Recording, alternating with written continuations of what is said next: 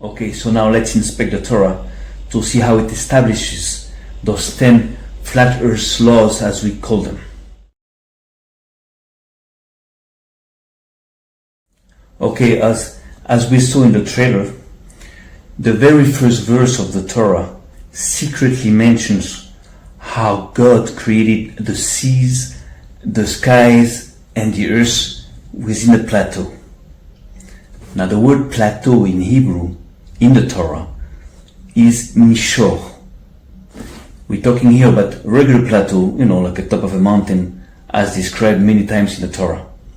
Now, in this particular anagram, the word yosher is being translated as a plateau, because yosher in Hebrew textually means straightness or rightfulness, and in this case, by referring to the shape of the earth, it cannot be translated correctly by straightness. In a straightness God created. No, it's in a plateau, and in fact it's been confirmed by the fact that the very word mishor, which is officially the word for plateau in Hebrew, comes from the contraction of mishor, which means mi yosher.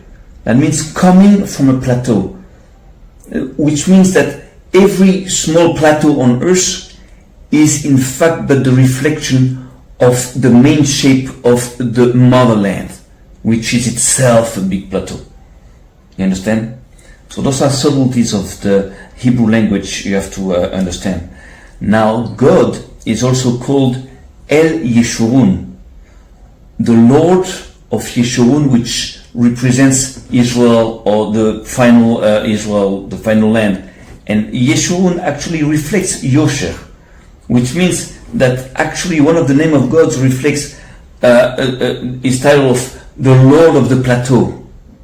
You understand? El Yeshurun. Now there is one thing that confirms very strongly that fact, is that very first anagram that we talked about in the beginning of the Torah, when we see that Beyosher bara el et hayam et hashamayim ve'et haaretz. That means that in a plateau, God, called El then, created the sea, the skies and the earth. But if Yosher is a plateau, and if God is El, so the plateau of the Lord, the plateau of God in Hebrew, is called Yosher El, referring to Israel, which means that the land, the entire earth, is being referred as being Israel at the end of times. And it is actually known in Judaism that at the end of times, people will grow up, people will understand, and the entire nations will become Israel, while Israel will become a nation of priests. There will become priests, then there will be Levites, and the entire world will become Israel, and then we'll be all unified, around God. This is, Jewish beliefs, of Jewish understanding of what's going to happen at the end. So somehow you see that Yosher El is the plateau of God, or the land of God, which was created right in the beginning.